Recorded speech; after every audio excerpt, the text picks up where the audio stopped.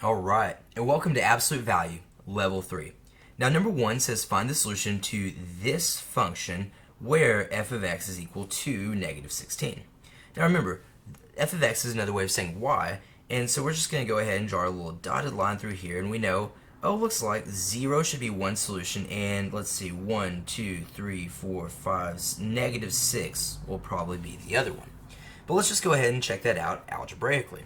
So recall, we're going to take this and we're going to set it equal to negative 16 is equal to negative 2, absolute value, x plus 3, close the absolute value, minus 10. Now you might be saying, well, whoa, wait a second, mister.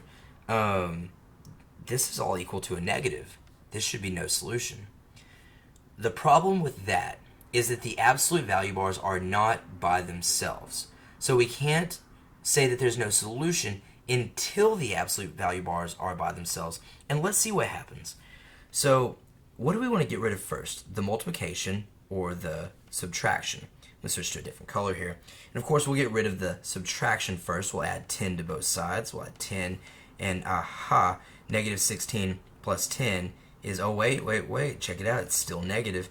Negative 6 is equal to negative 2, absolute value x plus 3. Okay, the next thing we want to do, we want to get rid of that multiplication, so we'll divide both sides by negative 2, and aha, here's where it makes sense. A negative divided by negative is a positive 3 is equal to the absolute value of x plus 3. So since this wound up being positive, we actually do have solutions at the very end. And so of course we'll do x plus 3 is equal to positive 3, and x plus 3 is equal to negative 3. So we'll subtract 3 from both sides, and here we get x is equal to 0. Okay, so that checks out. We'll subtract 3 from both sides, and here we get x is equal to negative 6. And yes, that checks out right there. And so it appears the answer is 0 and negative 6. Now let's move on to our second example.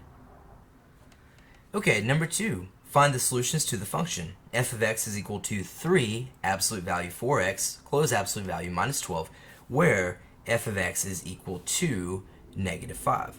So let's take a look. Here's negative 5, and it looks like we're going to have some solutions, and it almost looks like that might be negative 1/2. I'm going to put a question mark here, and it looks like that might be positive 1/2. But once again, I'm going to put a question mark there because we don't actually know, because it's not a whole number. So let's just go ahead and test this out. So let's say negative 5 is equal to 3 absolute value 4x, close absolute value minus 12. Okay, we know we want to get rid of our subtraction first, so we'll add 12 to both sides. Negative 5 plus 12 is positive 7 is equal to 3 absolute value bars 4x, close absolute value bars. We can divide both sides by 3, and now we have 7 over 3 is equal to the absolute value of 4x. Oh, and it's definitely not going to be a negative 1/2 or a positive 1/2. So see, this is why we have to work it out when it's not an absolute integer value. Now from here, since we have the absolute value bars by themselves, we will go ahead and set this equal to plus or minus. So we'll say, okay, 4x is equal to a positive 7 over 3, and over here we'll do 4x is equal to a negative 7 over 3. Now one quick note, even though the 4 is not a fraction, since the right side is a fraction, it would be wise to treat the 4 as a fraction here. So instead of dividing by 4, we'll just simply multiply by the reciprocal. And those go away, and we get this. We get x is equal to 7 times 1 is 7 over 3 times 4 is 12. And this is just slightly bigger than 1/2. So that's why it looked like 1/2, but it wasn't quite. Here we multiply both sides by 1 over 4, and we get x is equal to negative 7 times 1 is negative 7 over 3 times 4 is 12. So it turns out our answer was actually negative 7 over 12 and positive 7 over 12.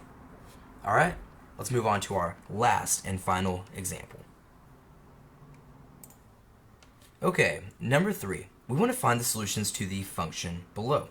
F of x is equal to 3 absolute value bars 2x minus 6, close the absolute value plus 1, where f of x is equal to positive 1. And wait a second, this is something that we have not discussed in any of our videos.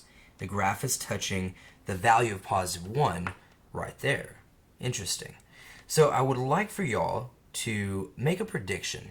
Make your prediction right now. What is the answer?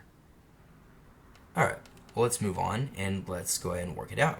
So we have 1 is equal to 3, absolute value of 2x minus 6, close the absolute value plus 1.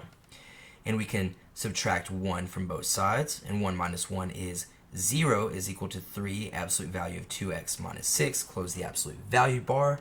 We'll divide both sides by 3. It turns out 0 divided by 3 is still 0 is equal to the absolute value of 2x minus 6. Now what's really happening here? If you were to set 2x minus 6 equal to a positive 0 or 2x minus 6 equal to a negative 0, well, let me ask you, is there really any difference there? No, and so since it's equivalent to 0, there can only be one solution. By the way, we call this also the vertex of the absolute value. So it shares the same name as a quadratic function, also has a vertex as well. We will add 6 to both sides, and we'll have 2x is equal to 0 plus 6 is 6. We divide both sides by 2, and x is equal to 3, which is in this case our one solution. It's not a repeated solution, it is one solution. All right, I hope this helps, and I'll see you guys in our next lesson.